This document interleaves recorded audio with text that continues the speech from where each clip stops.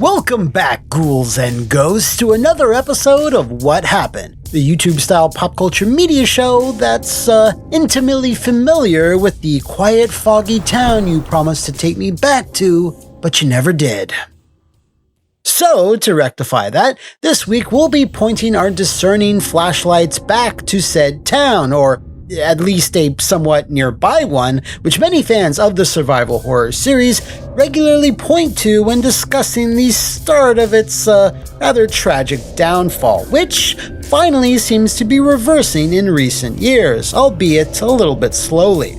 It's a story of unrealized potential, quiet cancellations, and not so much a passing of the baton, but a sudden, unexpected grab for it. So put on your faded military jackets and your most mystical daggers as I answer the question, what happened to Silent Hill Homecoming? I know all about Silent Hill. As we wander into the foggy streets of today's subject, I have to assume a good portion of you out there have heard of last year's terrifying indie darling Mouthwashing and its developer Wrong Organ, who have established themselves as an exciting new voice in the horror landscape. Well, thanks to Lost in Cult and their in-depth line of premium books, you can learn about every facet of the game's development, with insight directly from the people who made it. Mouthwashing Design Works is Lost in Cult's newest release and is bursting with 200 pages of gory details about what went into the creation of Curly, Jimmy, Anya, and the rest of the crew of the Tulpar, and all the influences that helped flesh out the nightmarish setting. The deluxe edition comes with even more unique extras, like a micro tabletop RPG made by D&DG Games, posters, a psychological evaluation form, and much more, like the first 1,000 deluxe editions including an art card signed by the core development staff, and it all ships in a minty fresh Dragon Breath package. So if you're interested in the development of a modern sci-fi horror classic, hit the link in the description and pinned comment below and use the code McMouth to get 5% off as the pre-order period ends on November 28th. Thanks again to Lost in Cult for sponsoring today's episode, and now, without further ado, let's get prepared for a homecoming. It's not controversial to say that Silent Hill 4 The Room was and still is a controversial entry in the series, but even with lower sales numbers than 3 and more divisive reactions, Konami upper management were still looking to expand the series with multiple new projects, including a mainline sequel. This mainline sequel, which was first mentioned in 2004 by Silent Hill 2 director Masashi Tsuboyama to Eurogamer, was slated to be a spiritual follow-up to James Sunderland's harrowing adventure, as it would have followed a new male protagonist who would be confronted by the town's unique brand of psychological torture.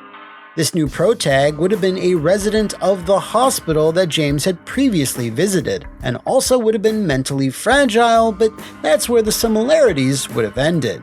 The big change to the formula would have been the town itself, as series composer Akira Yamaoka stated that this new title, simply dubbed Silent Hill 5 at the time, would have emphasized daylight horror, citing the Texas Chainsaw Massacre as one of its inspirations. The game would have started off with a version of Silent Hill that had numerous residents going about their day, only for that normalcy to eventually be stripped away by the encroaching otherworld. Combat was also said to be a feature the team were looking to de-emphasize even further, which probably would have pleased a percentage of fans, but the most tantalizing tidbit was about the overall narrative, which Yamaoka described as the darkest story we have come up with. While a lot of this information is already out there, credit has to go to Thick Nasty Tax Fraud, who summarized most of it in a great Reddit post, the link to which you can find in the description below. Sadly though, even with the information, what led to the exact cancellation of this exciting version of Silent Hill 5 is still not known, but here is what we do know. By the start of 2005, news regarding this sequel, and I'm not going to apologize for this, went completely silent. And that's because Konami upper management decided to go in a different direction for the series, along with a corporate restructuring. Good luck with your layoffs, alright? I hope your firings go really well. Excellent. Great. Thus, in April of 2005, buried in a dry update to shareholders, Konami announced they had merged a few of their divisions and teams together, which essentially scattered many of the staff who had been working on Silent Hill 5 to the winds, with a few of them leaving the company altogether, which essentially meant the project was dead. The only real solace here, and it's not much, should be the fact that the game didn't seem like it was very far along in development. There was certainly a fleshed out storyline and some solid concepts, but there's been no evidence to suggest it got beyond pre-production, which is something to be thankful for, I guess. It's not. Yeah, anyway, what's truly mystifying about the whole situation is that Konami still wanted to make more Silent Hill because they immediately started searching for someone else to take the reins of the franchise, which is certainly confusing.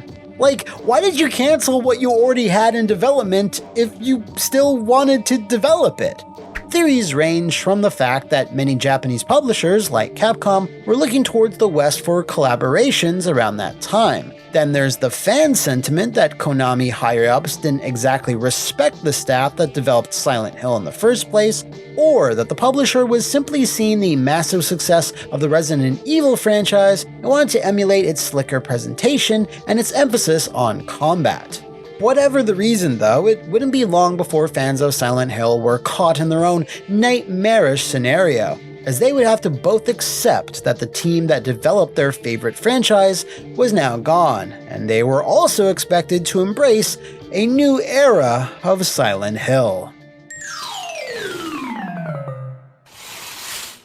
According to remarks made on the DeviantArt page of one Kenzie Lamar, who worked on the game that would become Silent Hill Homecoming, the choice to move the franchise to the West was made somewhat aggressively. Just remember and never forget that if you don't like the direction of where Silent Hill went, the only people you can blame are Konami themselves. They are the ones who canned Team Silent and wanted someone else to make the games. To further prove what I am saying, they made an arcade-style Silent Hill shoot-'em-up gun game. How Silent Hill is that? And while it's unclear if Mr. Lamar actually had a deeper understanding of the underlying reasons for the dissolution of the original Japanese development team, his last point certainly has an aura of truth. Originally, Konami upper management wanted the team to turn the franchise into an on-rail shooter. In fact, that's how Silent Hill 3 was originally greenlit to begin with. But the team then defied that mandate and did what they wanted instead. So Silent Hill 3 became a sequel to the first game, as the staff felt that was a common request from fans who wanted to see that particular storyline continued.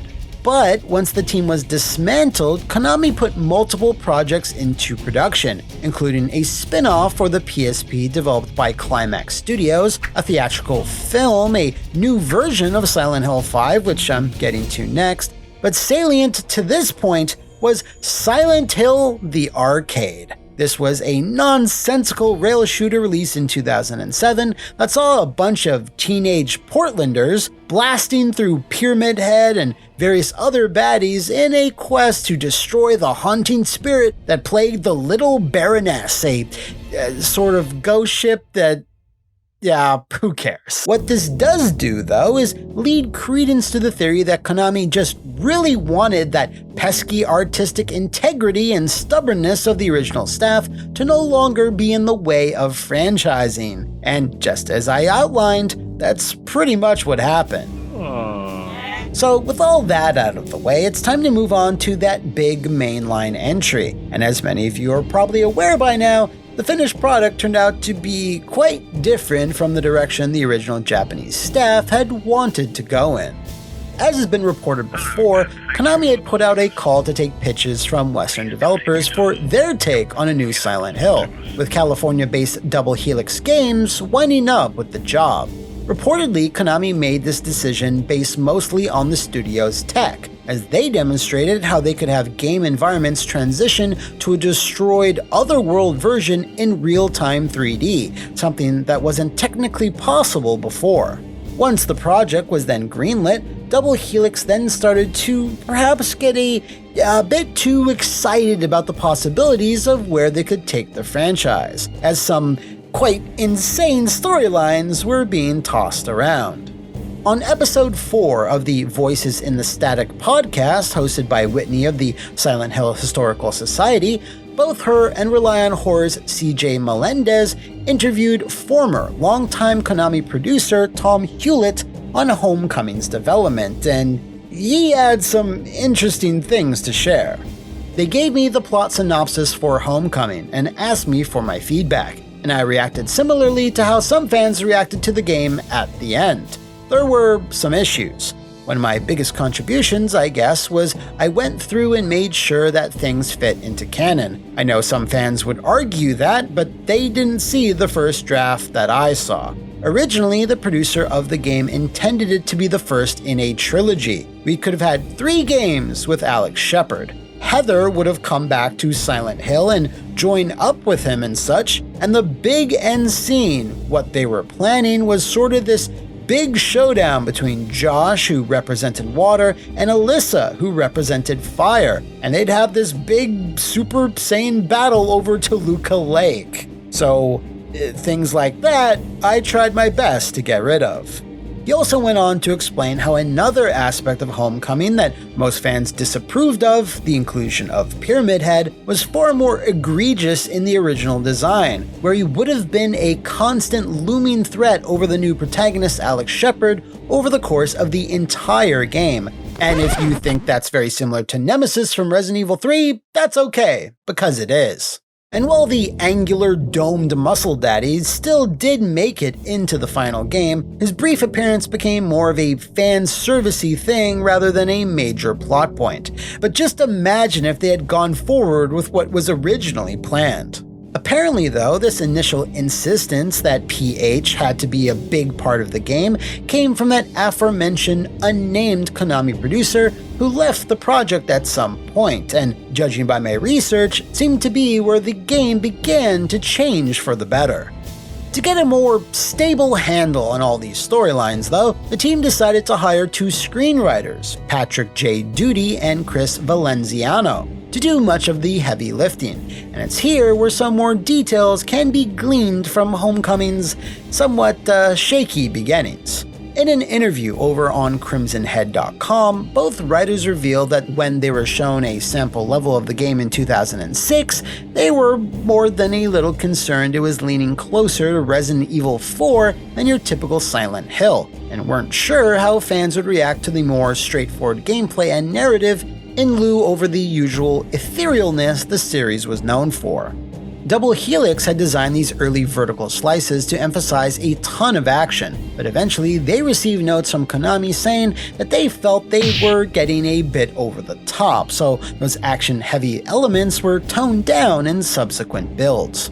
With that said, both writers did confirm that Konami was insistent on certain other things, like how modern games had to be designed from a third-person over-the-shoulder or first-person perspective, because that's what contemporary gamers wanted, and thus fixed camera angles shouldn't be a part of the design. You gotta be shitting me. It should also be noted that both writers backed up Tom Hewlett's claim that early on there was talk of Homecoming becoming the first of a trilogy. There was no mention of all those other wild ideas. But here is where some grade A he said she said bullshit comes into play. According to a former Double Helix developer that was interviewed in Dead Domain's video on Silent Hill Homecoming, link in the description below, this whole trilogy aspect was not seriously considered by either Konami or the core team at any point. So the idea that old Silent Hill characters would return and fight for control of the town was but one of a few different possibilities that future games could explore, and amounted to one of those random chalkboard ideas that get jotted down but don't really go anywhere. Duty and Valenciano also confirmed that there was some pressure to deliver on the franchise's legacy, and that was especially hard on both them and most of the Double Helix staff, as they were all relative newcomers to developing such heavy material, but nevertheless were all huge fans of Silent Hill.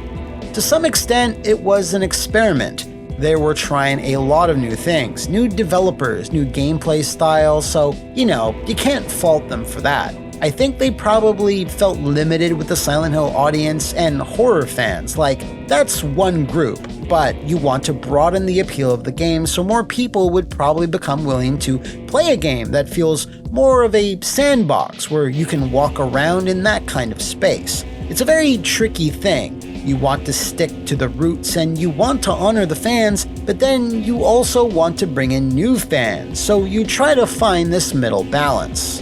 A fair thing to say for sure, but for a good percentage of those same fans, Double Helix didn't exactly find that balance, and hell, they couldn't even find the final title for the game until well after its official announcement.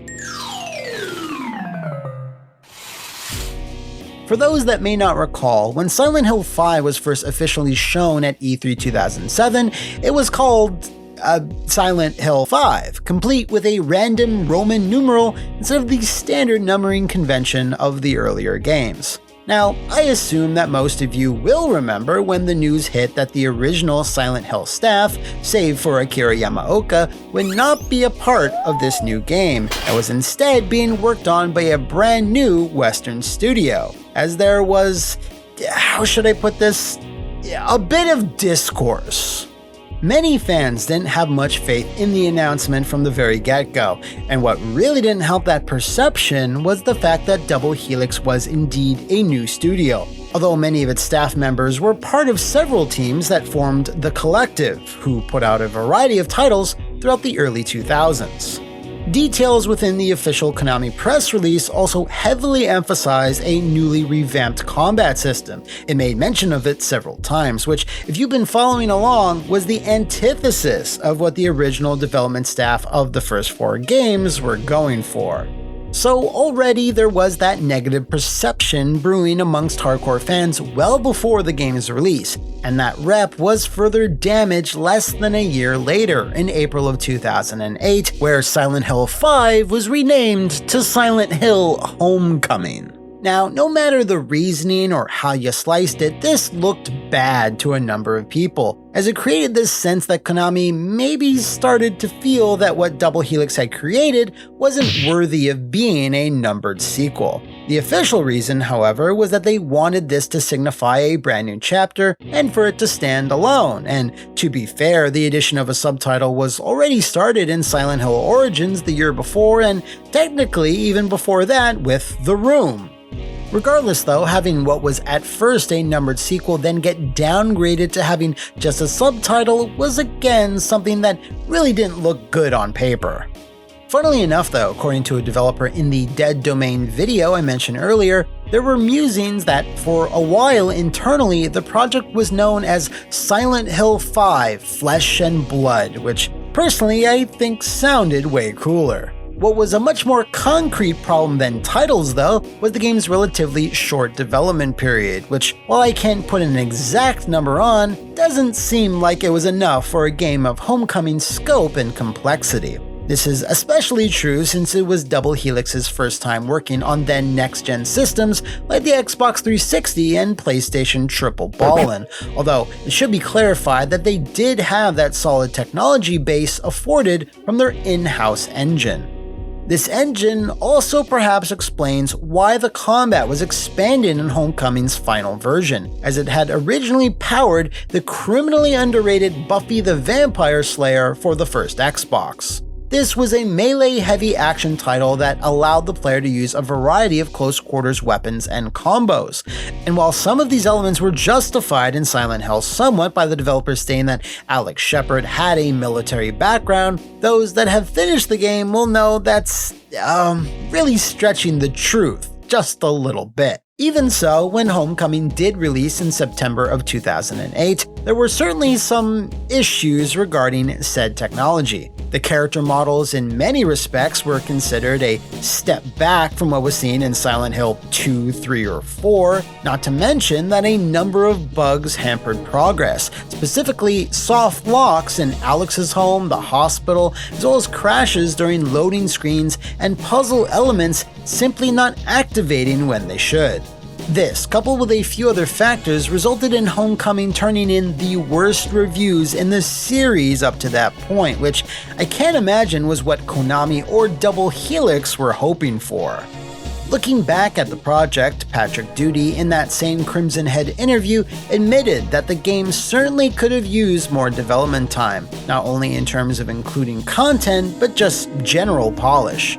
The only thing I wish for the game, not just for us, I guarantee you everybody on the team, would have loved a longer lead time to make the game, because I think there was a lot of stuff they wanted to do, and just 2 years, again as I learned, it's not a long time to make a great game. So not only was that final polish pass not included, according to various sources, there was also quite a bit of content that had to be excised due to either artistic or logistical reasons, including a bumped up timeline that saw the game having to ship earlier than expected. Some of this cut content included a fully playable Battlefield flashback level where Alex would have to relive a particular trauma, even more content involving Pyramid Head, as well as various other characters and side plots that Alex would encounter during the course of his story. In fact, during my research for this video, it seems like a lot of added texture and world building was lost during this process, with some of it being retained and readapted to letters and articles found within the game world, but there was still plenty of other stuff that just faded into nothingness. Double Helix continued on for a few more years with various licensed fare before finally striking gold with the likes of Killer Instinct 2013 and the 2014 reboot of Strider before the disastrous decision was made to sell to Amazon Games, who integrated some of their staff into the main workforce, but just as many left the studio altogether. Konami, meanwhile, doubled down on Western-developed Silent Hill up until 2025, that is, with the release of Silent Hill F, which, by the way, I just started a playthrough of over on my second channel. Throughout the various accounts that have been given over the years, it seems that Double Helix truly wanted to do the franchise justice, but they were put in a tough position that made meeting the expectations of fans somewhat unrealistic. Coupled with a tight deadline, the fallout from Konami breaking up the original team, and survival horror being in a weird place in the late 2000s, it's not too shocking that Homecoming remains a very divisive entry in this legendary franchise. But before I forget, can we please revisit that Super Saiyan child battle over Toluca Lake idea? I really think there's some untapped potential there. So if you know of any other haunting tales of survival horror, let me know in the comments below or enter the foggy streets of my social media. See you next time, and thanks for watching!